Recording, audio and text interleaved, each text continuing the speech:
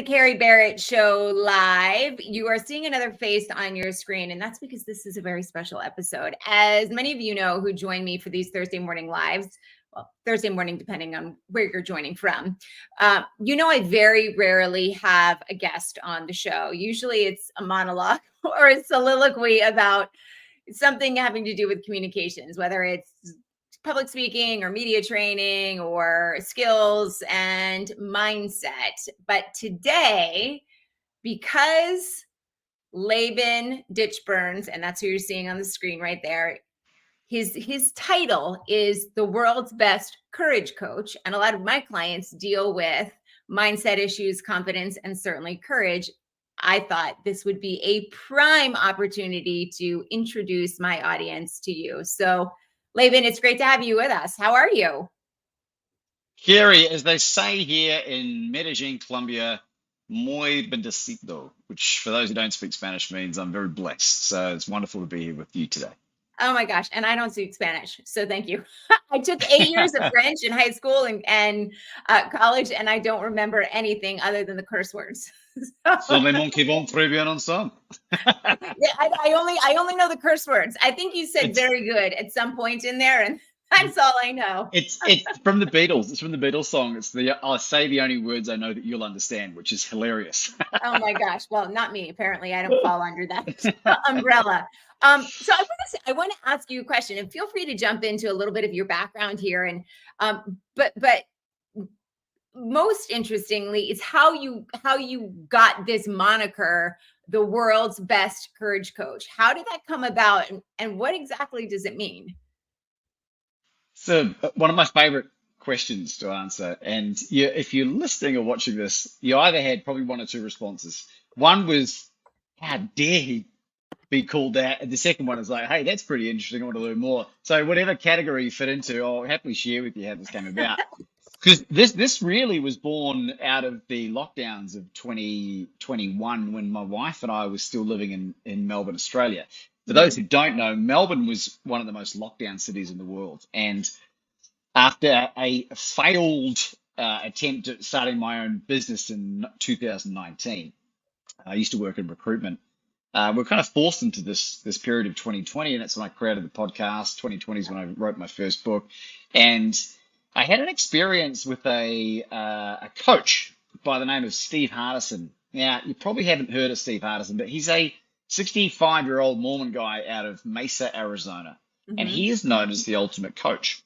And a number of people that knew him had been coached by him. And to give you an idea, if you want to hire him, he's $200,000 for 50 hours coaching. So wow. He's a reasonable chunk of change. He's not the most expensive coach that I've ever heard, but he was certainly up there in the highest that I'd ever heard. Yeah. And he was an enigma. Like, he used to coach people like Byron Katie and Iyanla Vanzant, who was Oprah Winfrey's coach, and and a number of people that have gone on to become billionaires and professional athletes and that kind of thing. But he never did interviews. He never had a book. He never had any information apart from one interview that was on YouTube. And if you want to experience what I experienced, just get on YouTube after this and put in TBO LIT NFL, the letters TBO LIT NFL. It stands for the best defensive linebacker in the NFL. And it's not about football per se, but it's a story about Deuce Latui, who was the first ever Tongan NFL professional footballer. And I'd heard about this guy, and I watched this video, Kerry, and it was 2 hours and 10 minutes long of DNA alteringly good content. It shifted my being. And for context, I used to be a former degenerate. If you imagine if you had Charlie Sheen and Fear and Loathing in Las Vegas, if they got together and IVF'd a baby, that would be me. That would be you. Right. So I'm 8 years sober in August, longer for drugs, longer for gambling, longer for a number of other challenges that I had. So I watched this video and I was so moved by this guy, Steve Hardison, that I wanted to speak to him. And for those who don't know anything about me, which will be most of you, I'm become somewhat well known for my outrageous cold calls in getting on very famous people onto my podcast, even though I don't have an audience, right? Or a very big audience. And so I got this guy's phone number and I rang him up. And I was back in Australia at this time. And Steve picks up the phone. He says, "Hey, this is Steve." And I said, "Steve Anderson?" He said, "Yes, it is." I said, "Steve Anderson, it's Laban Ditchburn from Melbourne, Australia." He goes, "Laban, so great to hear from you. I've been waiting for this call all my life." Like, and I've never spoken to this guy before. Now, I bear love in it. mind, yeah, me too, right? Like, who answers the phone like that? I'm And going you to can start answering incorporate. the phone. I'm going to answer the phone like that every time from now on. I would love to Love it. hear the response from you or anyone that implements that because it's so powerful. But he had turned down being on the Oprah Winfrey Show 4 times. Like, this is Yeah. how much of an enigma this guy wanted to be. And so I rang him up. He picks up the phone. He says this amazing thing, and I said, "Steve, I just watched this video, and it moved me, and I just wanted to ask you one very specific question."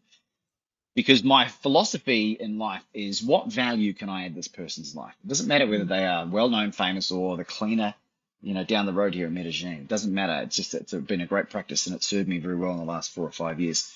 And he said, and I said, "What do you need help with, Steve?" He said, "Wow, Laban, I want to acknowledge you for asking me that question." He goes, "You know what? I'm 8% body fat, 64 years old. I do 10 miles a day. I got the love of a beautiful woman. I got all the money in the world," kind of thing. And but I just want to thank you for asking me that question. And I said, "Oh, Steve, you're so welcome." I said, "Hey, are you still not doing podcast interviews and media?" He goes, "That's right." And I said, "No worries." I said, "The reason I asked is I'm a writer and a speaker and a coach, and I'm well on my way to being known as the most positively influential speaker in the world." But someone actually I was talking to recently said that there's a lot of ego in that statement. Steve Hardison, this devout Mormon, yells down the phone at me. He goes, "Laban, you tell that person to," and he used the full word.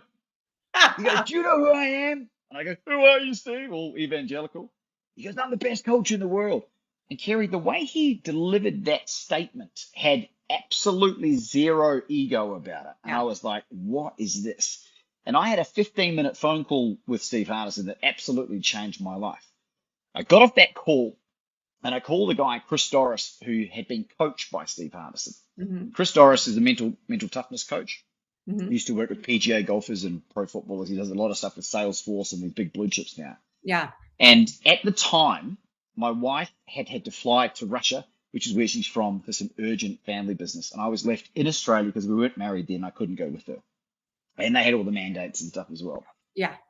I said, "Chris," and I was destitute, Gary, absolutely broke. Oh, Like, God. I'd been locked in our homes and I wasn't able to earn anything. I was a new Yep. entrepreneur.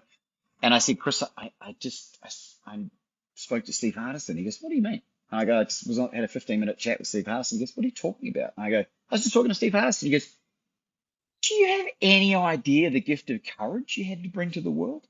And in that moment, the Yeah. world's best courage coach declaration was created. A declaration to how I choose to show up in the world, nothing to do with my ego. Yeah. And I said to Chris, "I need some help, man. I need to create some money." And he worked with me for 4 hours, and he normally charges about $3,000 an hour, to give you an idea, for free, and helped me formulate this world's best courage coach. And we were going to implement what I do with my outrageous cold calls, to cold call the CEOs of the biggest companies on planet Earth to deliver this declaration. And so I called Eric Yang, who's the CEO for Zoom, and the line was a bit broken, and we couldn't really, his English isn't that great either. And I called someone from Cisco and these other big, Walmart, and I couldn't get through, and it was getting late in the US. And I called this company in Australia called Hodges Real Estate. Mm-hmm. Now, Hodges Real Estate isn't the biggest company in the world, but it's the oldest real estate company in Australia.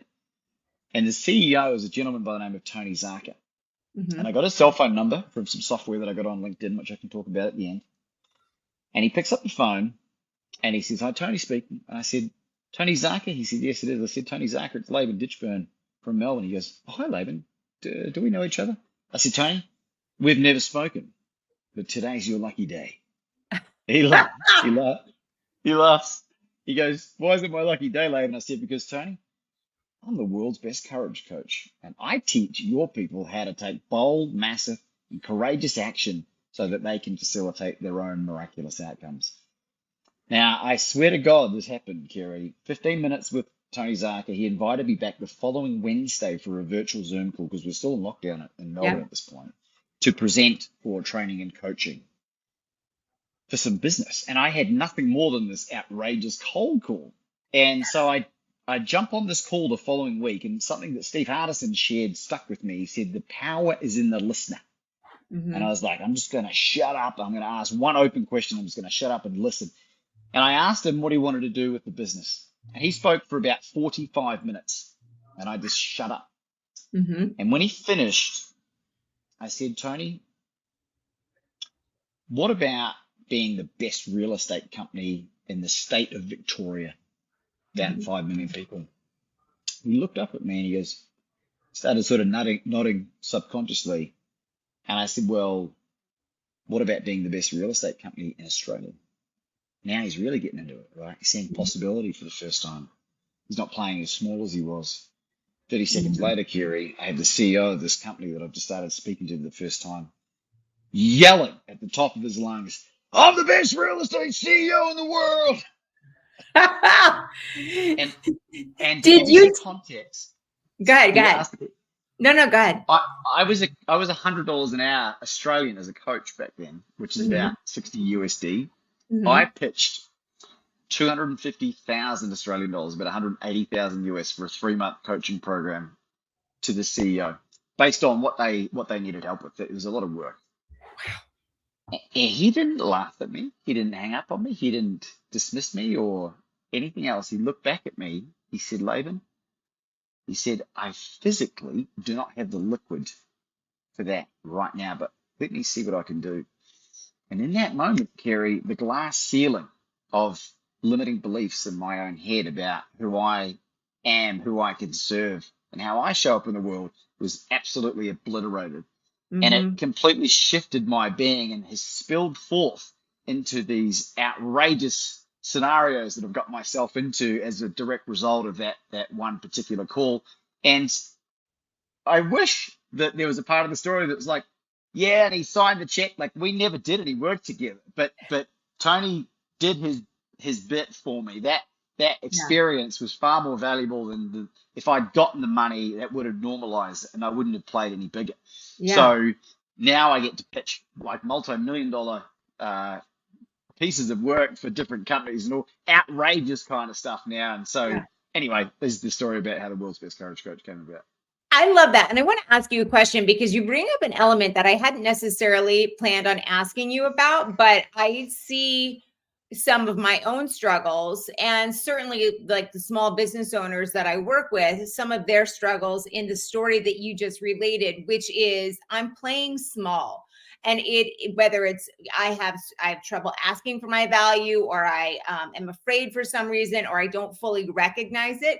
When you threw out that number, right? Regardless of the fact that you might have been destitute and maybe you didn't even feel necessarily internally that it was, he was going to bite. Like what in that moment changed for you where you felt okay, not just I'm going to force myself to do it because it's a practice or an exercise in courage. Like what was that?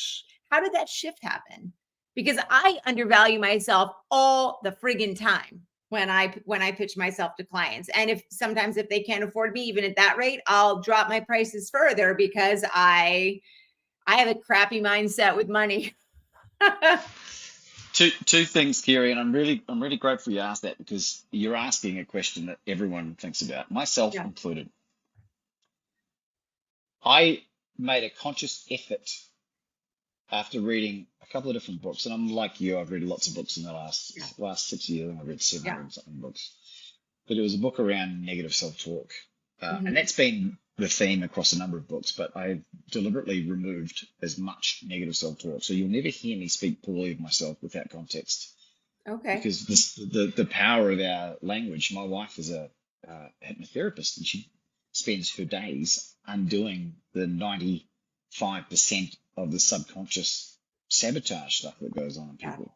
And it's so automatic. It's so baked into so many of us. It's like we don't even necessarily recognize it until we get intentional about listening to it. Even as simple as like taking a win and dismissing it as a fluke without even recognizing it. That is self-sabotage. That is negative head trash even if you're not consciously doing it. So interesting. Sorry, I didn't mean to interrupt you, but like I'm No, fascinated no, no, with it's this. fine. It's fine because, like, I'll give you an example of something that's worked very well. I interviewed, a lot of you would have heard of Jack Canfield, who co-wrote Yeah, Chicken Soup yep, for the chicken Soul soup. and Success Principles, right?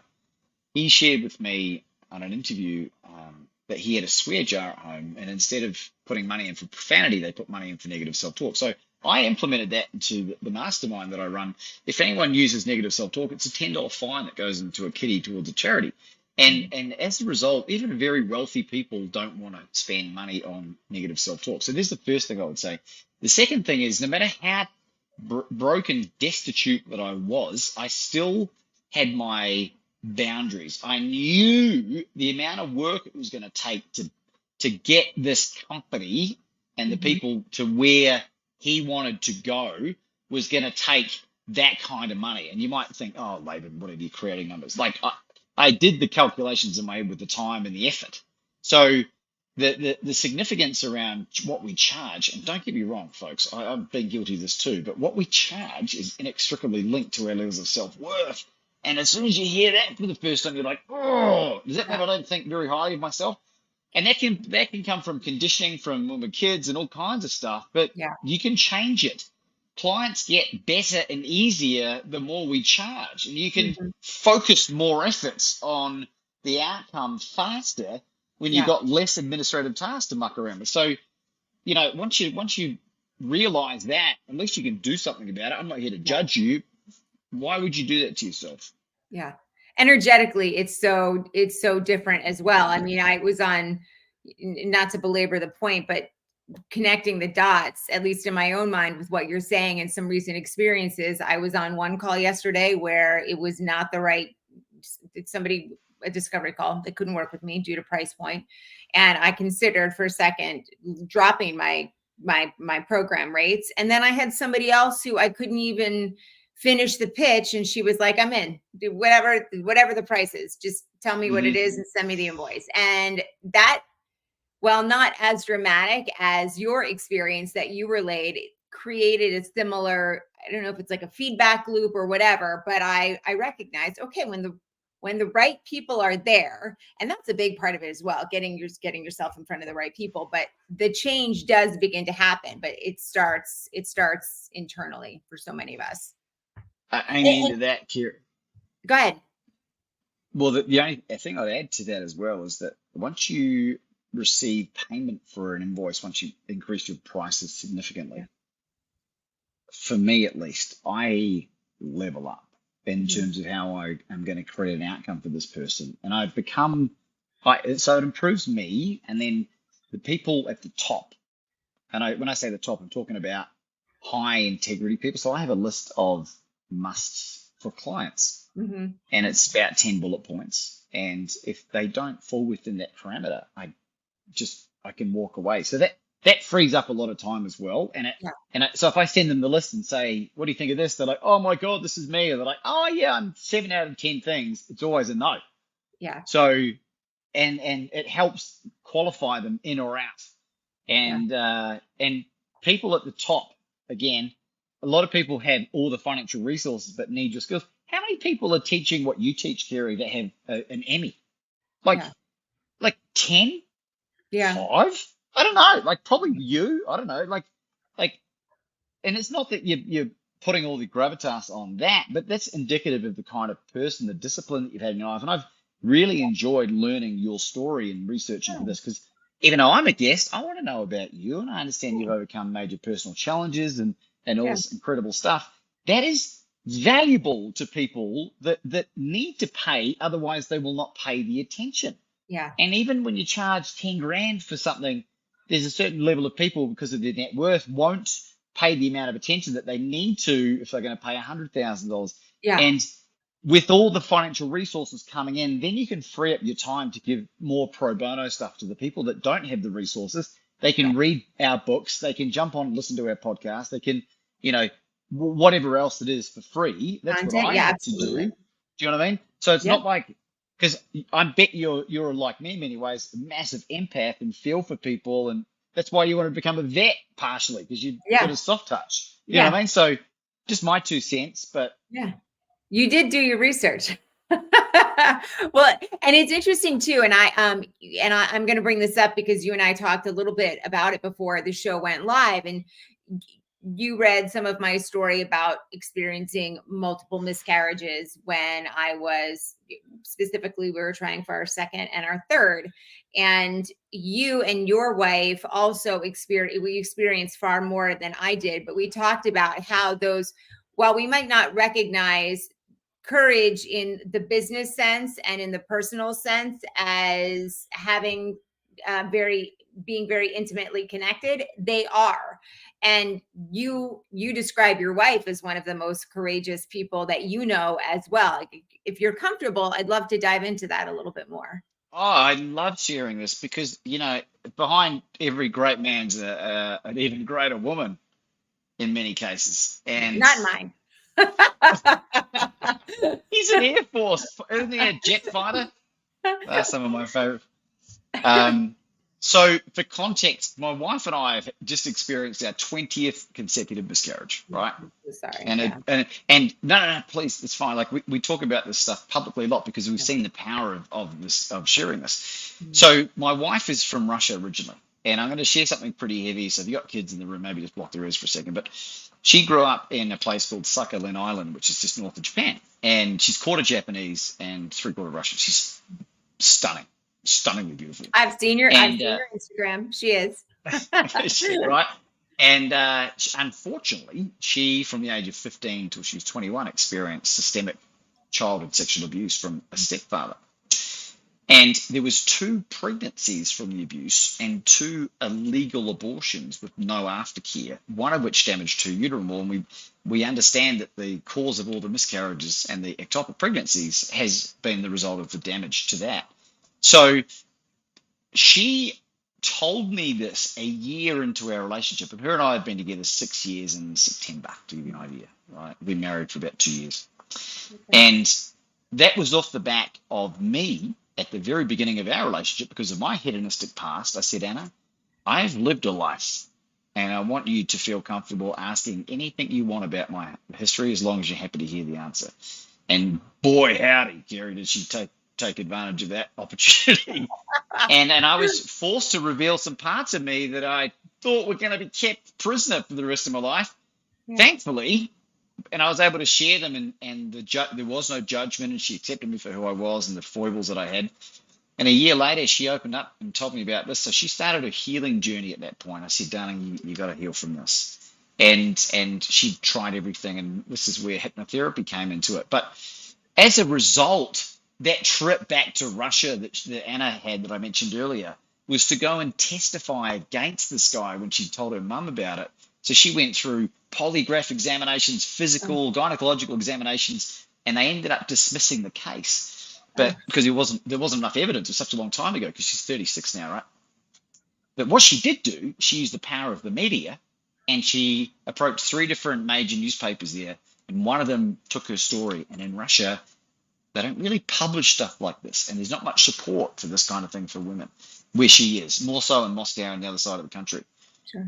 And that story won the Pulitzer Prize equivalent for how viral it went and how impactful. And Anna shared her story unabashed, put her email address in there, and to this day, so this is in 2021, she's still getting emails from women that are saying, thank you for sharing this. Thank you for helping me feel normal.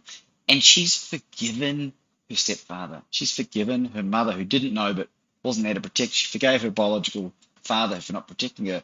So you talk about courage, like courage to forgive at that scale. Like anytime I get angry at my family or whatever, like I just think about what Anna's gone through and what she's overcome, and I'm like humbled.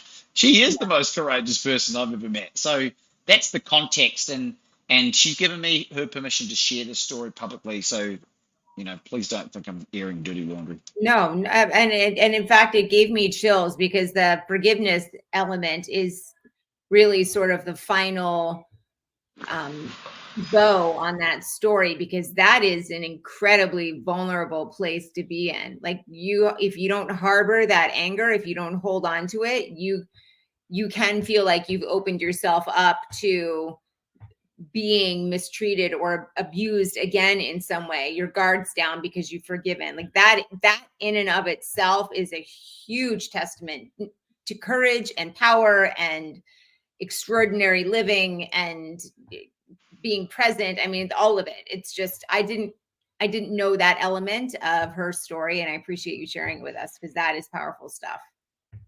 Oh, and my pleasure. I mean, well, I have a friend back in Australia who had one miscarriage, and his wife went into a depression for 18 months. Yeah. If she had known and had access to these kind of stories, how maybe would she have handled that? How Yeah. would she have been able to thrive rather than suffer? So this is the power of storytelling, and what you do is why it's so important about becoming a really confident storyteller, because Yeah. people don't remember what you say, what you do, necessarily remember how you make them feel, right? Yeah. And so learning to tell your stories from a position of power, not from victimhood, is Sure. the ultimate comeback story. Yeah. Yeah. You don't want your audience to feel like a therapist. You want them Please don't. Yeah, you want them to come away with a strong, empowering message. And that ability to tell a story or share something emotional as it relates to your audience's struggles, that is applicable whether you are talking to somebody who owns a micro business or you are talking to a CEO of a multinational, billion-dollar annual revenue sort of company. Like the storytelling component is applicable across all industries, across all walks of life, across all levels of income, socioeconomic status, however it is you when you look at it. I feel like oftentimes in the corporate world, there are assumptions made that storytelling isn't quite as important. We just want the data and the statistics. And really, at the end of the day, whether you're teaching, whether you're selling, whether you are creating content, whatever it is, that's the stuff that's what holds it all together. And it is interesting you mentioned, and I don't want to go back and forth too much, but you mentioned a little bit when you were sharing the story of your wife, how you sort of opened yourself up and said, you can ask me anything about my past. And I think you described it as hedonistic. And when I was doing my research on you mentioned in that research, or that I read, you overcame a dysfunctional childhood. Your parents had an awful divorce. And I want to just underscore that sometimes when we're adulting, we feel like the things that happened to us when we were younger they shouldn't be relevant, or they shouldn't affect us in the way that they still do. I was bullied, and my parents also had a horrible divorce, not until I was 37, but that's a whole nother story.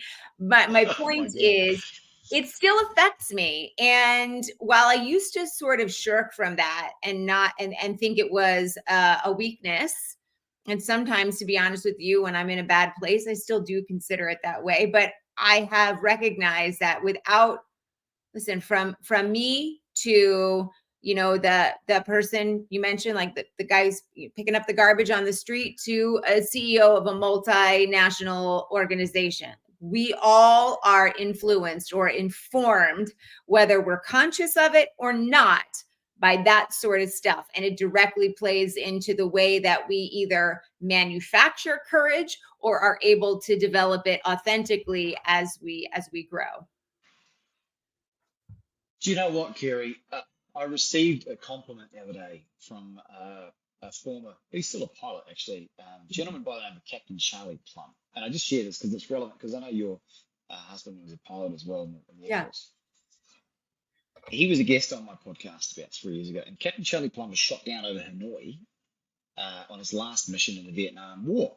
And he was captured by the Viet Cong and held prisoner for 6.5 years. And it was in the Hanoi Hilton, they called it, which was the same division as where Senator John McCain was based, just to give people some context. For 4.5 years, this guy was kept in an 8-foot by 8-foot cell with no light. And they were forbidden from talking.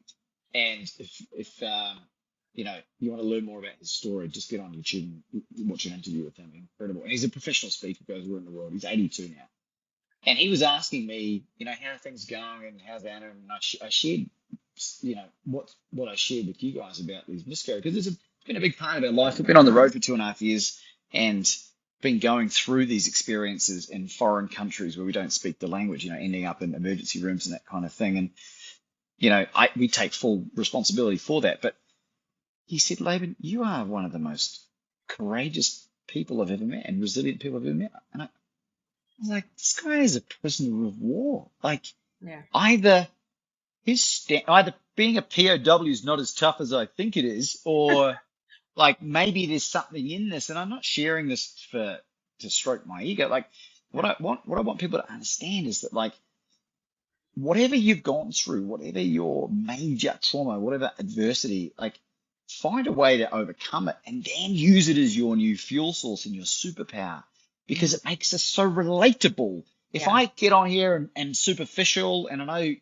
know, from coming from the media as well, like the news, typically very superficial level stuff in terms of getting to know the hosts and the presenters, the fact that you share this information about the miscarriages automatically endeared me even more to you, and made me care even more about creating a better experience for the audience today. Not that I was coming in half-assed, but like, you can see the power of it. The biggest issue I have now, if you can call it that, is my memory, which is very good, needs to get even better to remember everyone, because I'm becoming so bloody memorable because of the storytelling. They're like, oh, Laban, like, and someone that's just, shared something superficial. So it's kind of their fault. So become more memorable by owning your stuff, using it as your new superpower, and telling stories. Yeah. There's my point.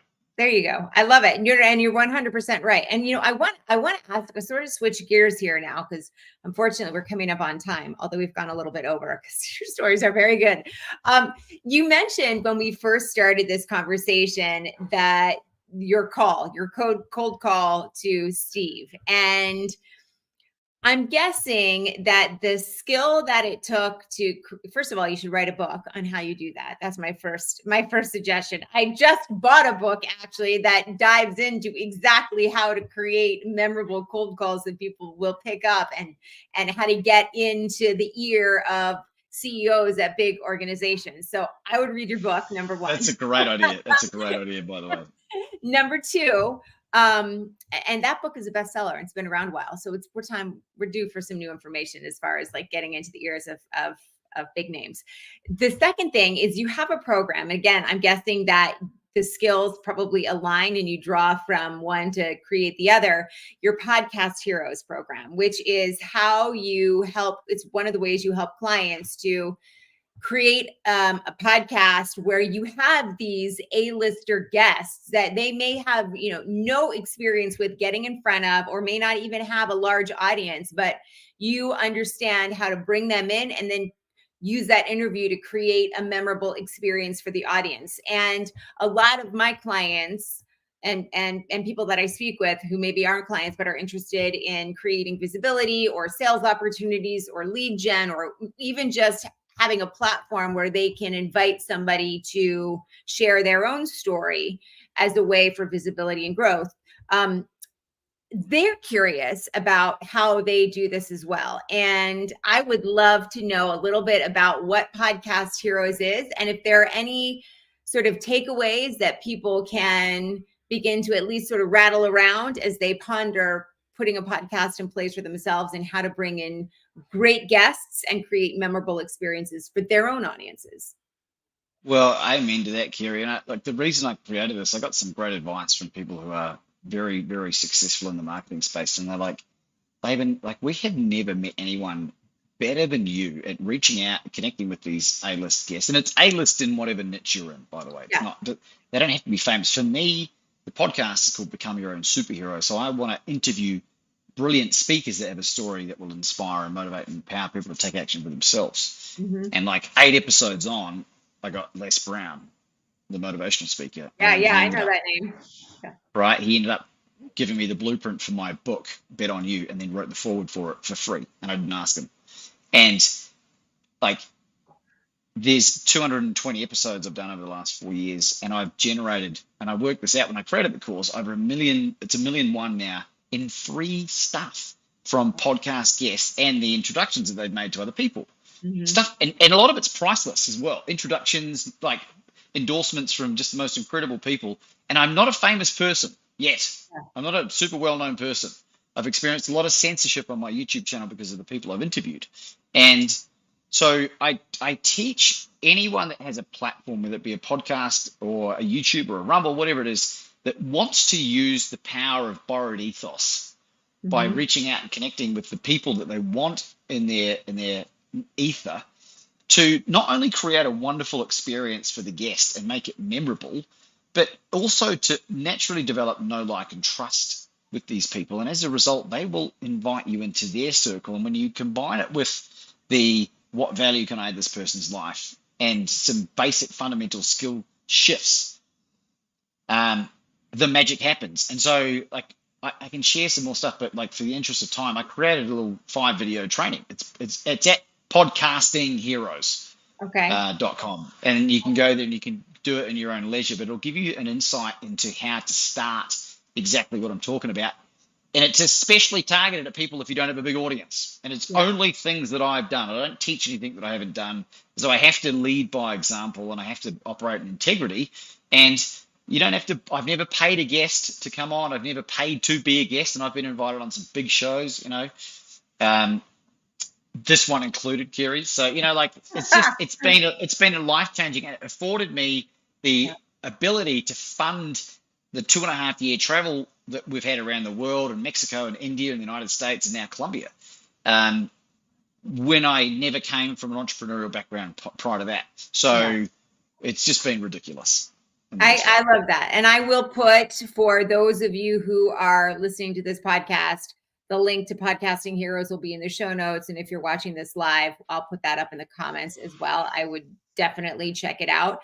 Do you find that I'm glad that you mentioned when you say A-list guest, what that means, because it doesn't necessarily mean it is a huge household name, but it's the right person for your audience. It's their message and the credibility and the authority and traction that they've gained in that particular niche, whatever it is, whether it's professional development or speaking or media or courage, podcasting, et cetera, et cetera. That's a very important distinction.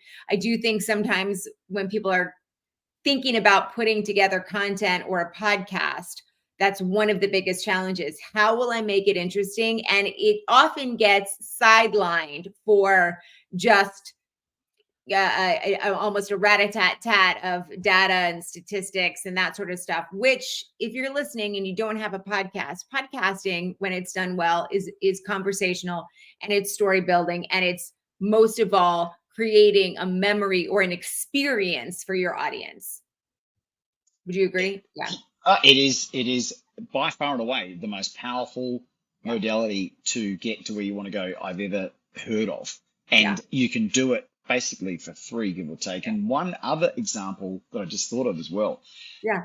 I have used the skills that I've developed in cold calling to access people that in the medical field that are unattainable, to help Anna and I with these pregnancy issues, right? I've used it to connect other people together that I know need help. And like, it's you don't even need a podcast to benefit. Like, this is a skill that they should teach at schools, but they would never will. And I can't explain to you the ridiculous people that I've spoken to. Like, it's just been amazing. So, and it's put me in the room with so many of these incredible people who I love to learn from. And just one other thing real quick, like, you know, if you want to make a podcast interesting, bring on people that you're interested in, not what you think other people are. You know, I had a huge fight with my father in 2020, and then I wrote a blog about it because I disowned him at the time. And then a friend of mine posted about Dr. Fred Luskin, who founded the Stanford Forgiveness Project, that helped reunite Auschwitz camp survivors with camp commanders and IRA bomb blast victims. And then by me bringing him on and researching him, I learned how to forgive my father and then forgive myself, more importantly. And so any issues I have in my life, I just bring on an expert to help solve that challenge. I love it. No, it's a great way to get your questions answered. And even more so than that, I know you say it's sort of tongue in cheek, but the skills that you're talking about developing, anybody who's listening to this, and it's mostly a business audience, but it is applicable to not just your business, but your life. You're talking about, really, at the end of the day, good communication skills, mental health, emotional strength, but it's about the way that you communicate that as well, and the way you show that to the world, or to your dad in this particular case. And so the lessons, much like confidence or courage, are applicable broadly across your life. I don't want anybody to think that we're talking about something that's just about personal or just about business. These are skills that are life skills. Yeah. Yeah, this is really like I will definitely be homeschooling my kids, and this will be a huge part of their learning when they eventually come. So yeah, I encourage you to do the same. I probably actually need to listen to that episode of your podcast based on my relationship with my own father. So thank you for that. I'll send Laban, you the link afterwards. Yeah, I wish we had more time. Please do, by the way. If people are interested in learning a little bit more about what you do, your story, how they might be able to work with you, again, I'll put the links to your Podcasting Heroes program up in the show notes and the comments. But are there other platforms, et cetera, they should check out? How should they get in touch with you? Yeah, so I have an OnlyFans account, which is no, I'm kidding. I just sort of nodded, and I was waiting to see where that went. Is it of your feet? Because I have that one too. No matter how destitute things got in my life, Kerry, my wife and I never resorted to OnlyFans. No judging to anyone else out there, but as far as we know. Look, honestly, my wife's just redone my website. So you just go to labanditchburn.com, and it's got all the links to my book, the podcast, the links to anything you want. Or if you're just feeling extra adventurous, just punch Laban Ditchburn into your favorite browser and have a look at the first thing that comes up. And if it's not a subpoena for a criminal investigation, then you're probably good. Okay, that's good to know. Are there those out there too? That's another Laban Ditchburn. I don't think so.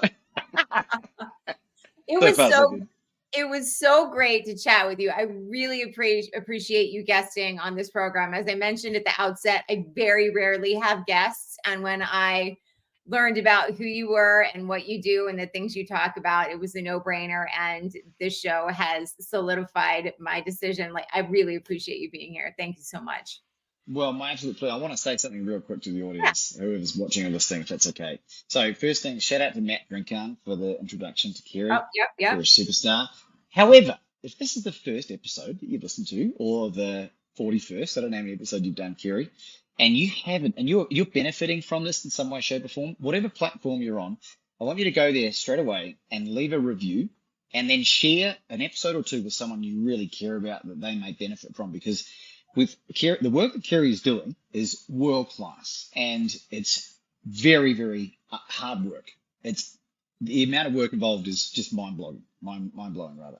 So go and leave a review, good, bad, or indifferent. It all helps get organic traffic, and let's blow this channel up. You are actually the best. Thank you so much, Laban. And to my audience, thank you for joining us. We will see you back here next week. Same time, same place. Until then, take it easy.